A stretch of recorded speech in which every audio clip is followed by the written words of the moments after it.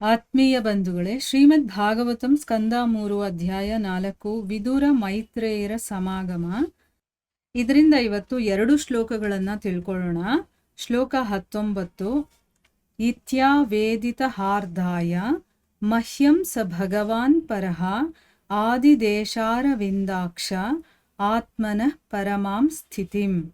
ಅನುವಾದ: ದೇವೋತ್ತಮ ಪರಮ ಪುರುಷನಿಗೆ ನನ್ನ ಹೃದಯದ ಅಪೇಕ್ಷೆಗಳನ್ನು ನಾನು ಹಾಗೆ ಹೇಳಿದೆ. ಆಗ ಕಮಲನೇತ್ರನಾದ ಶ್ರೀಕೃಷ್ಣನು ಅವನ ದಿವ್ಯ ಸ್ಥಿತಿಯ ಬಗ್ಗೆ ನನಗೆ ಉಪದೇಶಿಸಿದನು. ಶ್ಲೋಕ 20. ಸ ಏವಮಾರಾಧಿತ ಪಾದತೀರ್ಥಾದಧೀತ ತತ್ವಾತ್ಮ ವಿಬೋಧ ಮಾರ್ಗಃ ಪ್ರಣಮ್ಯ ಪಾದೌ ಪರಿವೃತ್ಯ ದೇವಮಿಹಾಗತೋಹಂ ವಿರಹಾತುರಾತ್ಮ.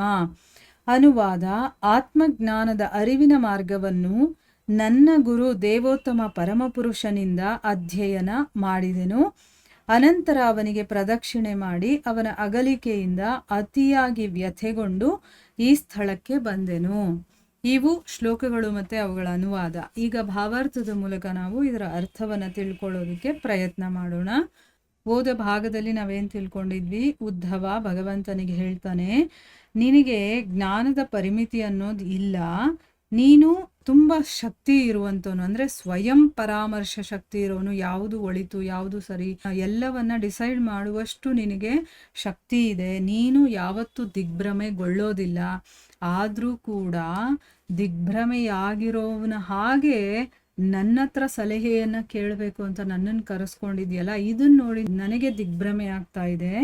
ಅದಕ್ಕೆ ನೀನು ಯಾಕೆ ಈ ರೀತಿ ಮಾಡ್ತಾ ಇದೆಯಾ ಅನ್ನೋದನ್ನ ನಮಗೇನಾದರೂ ಯೋಗ್ಯತೆ ಇದೆ ಅಥವಾ ನಾವು ಅರ್ಹತೆಯನ್ನು ಪಡೆದಿದ್ದೀವಿ ಅಂತ ನೀನೇನಾದರೂ ಅಂದ್ಕೊಂಡಿದ್ರೆ ದಯವಿಟ್ಟು ನೀನು ನನಗೆ ವಿವರಣೆ ಮಾಡು.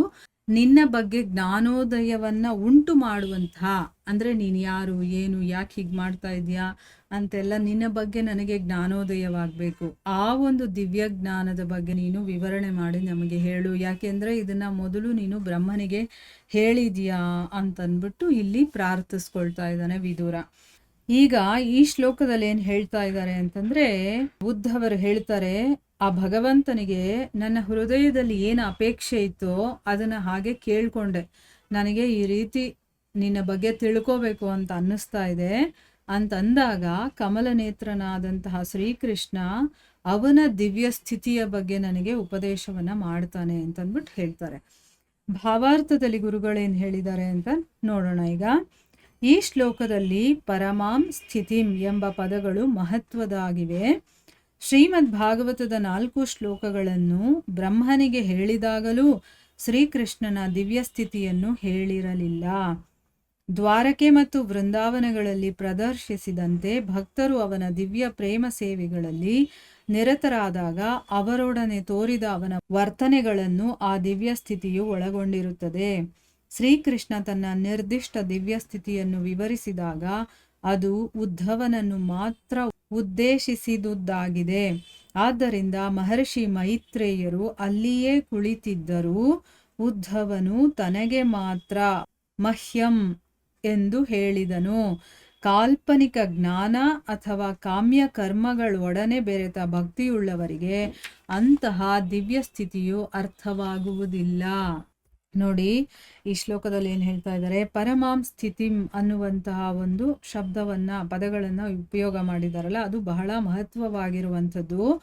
ಶ್ರೀಮದ್ ಭಾಗವತದ 4 ಶ್ಲೋಕಗಳನ್ನು, ಅಂದರೆ ಚತುರ್ಶ್ಲೋಕಿ ಭಾಗವತ ಅಂತಾನೆ ಹೇಳ್ತಾರೆ. ಬ್ರಹ್ಮನಿಗೆ ಉಪದೇಶ ಮಾಡ್ತಾನಲ್ಲ ಭಗವಂತ, ಆಗಲೂ ಕೂಡ ಶ್ರೀಕೃಷ್ಣನ ದಿವ್ಯ ಸ್ಥಿತಿಯ ಬಗ್ಗೆ ಅವನು ಹೇಳಿರಲಿಲ್ಲ.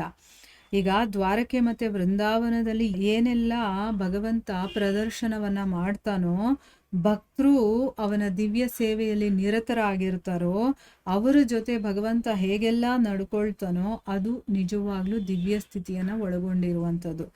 ಅದನ್ನು ನಾವು ಕೇಳಬೇಕಾದ್ರೂ, ಅದನ್ನು ಅರ್ಥ ಮಾಡ್ಕೋಬೇಕಾದ್ರೂ, ಅದನ್ನು ಅನುಭವಿಸ್ಬೇಕಾದ್ರೂ ನಮ್ಮಲ್ಲಿ ಯೋಗ್ಯತೆ ಇರಬೇಕು. ಶುದ್ಧ ಅಂದರೆ ಪರಿಶುದ್ಧವಾದಂತಹ ಭಕ್ತಿ ಇರಬೇಕು. ನಮ್ಮ ಮನಸ್ಸು ಅಷ್ಟು ಪರಿಶುದ್ಧವಾಗಿರಬೇಕು. ಆಗ ಮಾತ್ರನೇ ನಾವು ಅದನ್ನು ಕೇಳೋದಕ್ಕೆ ಅಥವಾ ಅನುಭವಿಸೋದಕ್ಕೆ ಅಥವಾ ಅರ್ಥ ಮಾಡ್ಕೊಳ್ಳೋದಕ್ಕೆ ಸಾಧ್ಯ ಆಗೋದು. ಸೊ ಶ್ರೀಕೃಷ್ಣ ಇಲ್ಲಿ ತನ್ನ ಆ ನಿರ್ದಿಷ್ಟವಾದಂಥ ದಿವ್ಯ ಸ್ಥಿತಿಯನ್ನು ವಿವರಣೆ ಮಾಡ್ತಾನಲ್ಲ, ಈಗ ಉದ್ಧವ ಹೇಳ್ತಾನಲ್ಲ ನಿನ್ನ ದಿವ್ಯ ಸ್ಥಿತಿಯ ಬಗ್ಗೆ ನಮಗೆ ತಿಳಿಸು ಅಂತ ಅಂದ್ಬಿಟ್ಟು ಅದನ್ನೆಲ್ಲ ವಿವರಣೆ ಮಾಡ್ತಾನೆ. ಬ್ರಹ್ಮನಿಗೂ ಮಾಡಿರಲಿಲ್ಲ ಅವನು, ಆದರೆ ಉದ್ಧವನಿಗೆ ಮಾಡ್ತಾನೆ. ಆ ಒಂದು ದಿವ್ಯ ಸ್ಥಿತಿಯನ್ನು ವಿವರಣೆ ಮಾಡಿದಾಗ ಅದು ಉದ್ಧವನನ್ನ ಮಾತ್ರ ಉದ್ದೇಶಿಸಿತ್ತು, ಅಲ್ಲಿ ಅವನು ಮಾತ್ರ ಕೇಳಬೇಕಾಗಿತ್ತು. ಆದರೆ ಅಲ್ಲೇ ಮೈತ್ರೇಯ ಮಹರ್ಷಿಗಳು ಕೂಡ ಇದ್ರಲ್ವಾ, ಅವ್ರಿಗೂ ಕೇಳಿಸಿರ್ಬೇಕಲ್ಲ ಅಂತ ನಮ್ಗೆ ಅನ್ನಿಸ್ಬೋದು. ಆದರೆ ನಿಜವಾಗ್ಲೂ ಇಲ್ಲಿ ಉದ್ಧವನು ತನಗೆ ಮಾತ್ರ ಹೇಳಿದನು ಅಂತ ಹೇಳ್ತಾ ಇದ್ದಾನೆ.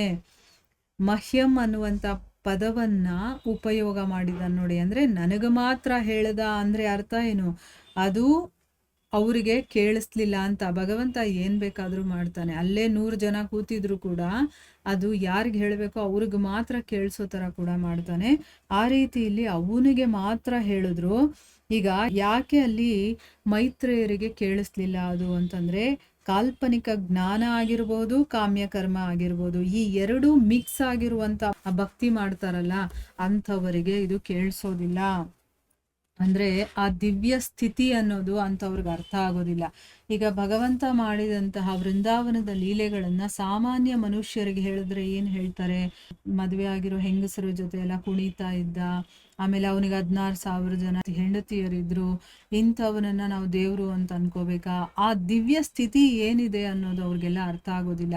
ಸಾಮಾನ್ಯವಾಗಿ ಯೋಚನೆ ಮಾಡ್ತಾರೆ. ಅದಕ್ಕೇನೆ ಭಾಗವತ ಅನ್ನೋದು ತುಂಬಾನೇ ಶ್ರೇಷ್ಠವಾದಂತಹ ಗ್ರಂಥ. ಅದು ಯಾರಿಗೆ ಭಕ್ತಿಯಲ್ಲಿ ಸ್ವಲ್ಪ ಆದರೂ ಸ್ಟಾರ್ಟ್ ಮಾಡಿರ್ತಾರೋ ಅಂಥವರಿಗೆ ಮಾತ್ರನೇ ಆ ಕೇಳುವಂಥ ಒಂದು ಚಾನ್ಸ್ ಸಿಗೋದು. ಇಲ್ಲ ಅಂತಂದರೆ ಕೇಳೋದಕ್ಕೆ ಸಾಧ್ಯನೇ ಇಲ್ಲ. ಹೋಗ್ತಾ ಹೋಗ್ತಾ 10ನೇ ಸ್ಕಂದ ಬಂದ ಮೇಲೆ ನಮಗೊಂದು ಅರ್ಹತೆ ಬಂದಿರುತ್ತೆ ಆ ಭಗವಂತನ ವಿಷಯವನ್ನು ತಿಳ್ಕೊಳ್ಳೋದಕ್ಕೆ. ಅದಕ್ಕೆ ಒಂದು ಸ್ಕಂದ ಆದಮೇಲೆ ಇನ್ನೊಂದು ಸ್ಕಂದವನ್ನು ನಾವು ಓದಬೇಕು. ಮಧ್ಯದಲ್ಲಿ ಜಂಪ್ ಮಾಡೆಲ್ಲ ಓದಬಾರ್ದು, ಆಯಿತಾ?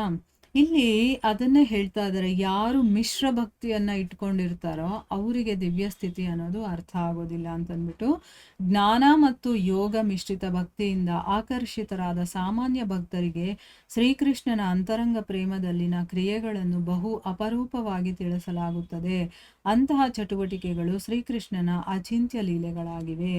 ಜ್ಞಾನ ಮತ್ತೆ ಯೋಗ ಮಿಶ್ರಿತ ಭಕ್ತಿ ಇರುತ್ತಲ್ಲ, ಅಂತ ಸಾಮಾನ್ಯ ಭಕ್ತರಿಗೆ ಶ್ರೀಕೃಷ್ಣನ ಅಂತರಂಗ ಪ್ರೀತಿಯ ಕ್ರಿಯೆಗಳಿದೆಯಲ್ಲ ಅದನ್ನ ಯಾವಾಗಲೂ ಹೇಳಕ್ ಹೋಗಲ್ಲ. ಎಲ್ಲೋ ಅಪರೂಪವಾಗಿ ಅವ್ರು ಅರ್ಥ ಮಾಡ್ಕೊಳ್ಳಿ ಅಂತ ಆಗೊಮ್ಮೆ ಈಗೊಮ್ಮೆ ಸ್ವಲ್ಪ ಆದರೂ ಹೇಳ್ತಾರೆ ಅಷ್ಟೇ ಹೊರತು ಅವರು ಕೇಳೋದಕ್ಕೆ ಅವ್ರಿಗೆ ಅರ್ಹತೆ ಫಸ್ಟ್ ಇರಬೇಕು. ಮಿಶ್ರಿತ ಭಕ್ತಿಯಲ್ಲಿರೋರ್ಗಿರೋದಿಲ್ಲ. ಶುದ್ಧ ಭಕ್ತರ ಆದರೆ ಭಗವಂತನ ಲೀಲೆಗಳನ್ನ ಅರ್ಥ ಮಾಡ್ಕೊಳ್ತಾರೆ, ಆಯ್ತಾ? ಅದಕ್ಕೋಸ್ಕರ ಇಲ್ಲಿ ಹೇಳ್ತಾ ಇದ್ದಾರೆ ಶ್ರೀಕೃಷ್ಣನ ಅಚಿಂತ್ಯ ಲೀಲೆಗಳವೆಲ್ಲಾನು. ಭಗವಂತ ಏನೇನು ನಮಗೆ ಸಾಮಾನ್ಯವಾಗಿ ಅವನು ಕೆಲಸ ಮಾಡ್ತಾ ಇದ್ದಾನೆ ಅನ್ಸುತ್ತೆ, ಆದರೆ ಅದೆಲ್ಲವೂ ಕೂಡ ಭಗವಂತನ ಅಚಿಂತ್ಯ ಲೀಲೆಗಳು. ಮುಂದಿನ ಶ್ಲೋಕದಲ್ಲಿ ಹೇಳ್ತಾ ಇದ್ದಾರೆ, ಆತ್ಮಜ್ಞಾನದ ಅರಿವಿನ ಮಾರ್ಗವನ್ನ ಅಂದರೆ ಹೇಗೆ ಅದನ್ನು ಅರ್ಥ ಮಾಡ್ಕೋಬೇಕು ಅನ್ನೋದನ್ನ ನನ್ನ ಗುರುವಾದಂತಹ ಆ ದೇವೋತ್ತಮ ಪರಮಪುರುಷನಿಂದ ನಾನು ಅಧ್ಯಯನ ಮಾಡಿದೆ. ಅವನೇ ನನಗೆ ಇದನ್ನೆಲ್ಲ ತಿಳಿಸ್ಕೊಟ್ಟ, ಅವನಿಂದ ನಾನು ಇದನ್ನು ಕಲಿತೆ. ಆಮೇಲೆ ಅವನಿಗೆ ಪ್ರದಕ್ಷಿಣೆ ಮಾಡಿ ಅವನ ಅಗಲಿಕೆಯಿಂದ ತುಂಬಾ ವ್ಯಥೆ ಆಯಿತು. ಆ ದುಃಖವನ್ನು ಮನಸ್ಸಲ್ಲಿ ಇಟ್ಕೊಂಡು ಈ ಸ್ಥಳಕ್ಕೆ ನಾನೀಗ ಬಂದಿದ್ದೀನಿ ಅಂತಂದ್ಬಿಟ್ಟು ಅಲ್ಲಿ ಏನಾಯಿತು ಅದನ್ನೆಲ್ಲ ಹೇಳ್ತಾನೆ. ಭಗವಂತ ನನಗೆ ಅದನ್ನು ಉಪದೇಶ ಮಾಡಿದ್ದಾನೆ ಅಂತಂದ್ಬಿಟ್ಟು. ಈಗ ಭಾವಾರ್ಥದಲ್ಲಿ ಗುರುಗಳೇನು ಹೇಳಿದ್ದಾರೆ ಅಂತ ತಿಳ್ಕೊಳ್ಳೋಣ. ಉದ್ಧವನ ನೈಜ ಜೀವನವು ದೇವೋತ್ತಮ ಪರಮಪುರುಷನಿಂದ ಬ್ರಹ್ಮನಿಗೆ ಮೊದಲು ನಿರೂಪಿತವಾದ ಚತುಶ್ಲೋಕಿ ಭಾಗವತದ ನೇರ ಸಂಕೇತವಾಗಿದೆ. ಶ್ರೀಮದ್ ಭಾಗವತದ ಅತ್ಯಂತ ಮಹತ್ವದ ಈ 4 ಶ್ಲೋಕಗಳು ಮಾಯಾವಾದಿ ಊಹಾತ್ಮಕ ಚಿಂತಕರಿಂದ ವಿಶೇಷವಾಗಿ ಪರಿಗಣಿತವಾಗಿವೆ. ಅವರು ತಮ್ಮ ಅದ್ವೈತವಾದದ ನಿರಾಕಾರ ದೃಷ್ಟಿಗೆ ಸೂಕ್ತವಾಗುವಂತಹ ಬೇರೊಂದು ಬಗೆಯ ಅರ್ಥ ಮಾಡುತ್ತಾರೆ. ಅಂತಹ ಅನಧಿಕೃತ ಊಹಾತ್ಮಕ ಚಿಂತಕರಿಗೆ ಇಲ್ಲಿ ಸರಿಯಾದ ಉತ್ತರವಿದೆ. ನೋಡಿ, ಉದ್ಧವನ ನಿಜ ಜೀವನ ಇದೆಯಲ್ಲ ಅದು ಭಗವಂತನಿಂದ ಬ್ರಹ್ಮನಿಗೆ ಮೊದಲು ಚತುಶ್ಲೋಕಿ ಭಾಗವತ ಅಂತಾನೆ ಹೇಳ್ತಾರೆ. ಅದಕ್ಕೆ ಅದರ ಬಗ್ಗೆ ಹೇಳಿರೋದು. ಅಂದರೆ ಇದು ನಿಜವಾಗಲೂ ಚತುಶ್ಲೋಕಿ ಭಾಗವತದ ನೇರ ಸಂಕೇತ ಅಂತ ಹೇಳ್ತಾ ಇದ್ದಾರೆ. ಅಂದ್ರೆ ಈ ಶ್ರೀಮದ್ ಭಾಗವತದಲ್ಲಿ ಅತ್ಯಂತ ಮಹತ್ವವಾಗಿರುವಂಥದ್ದು ಈ 4 ಶ್ಲೋಕಗಳು.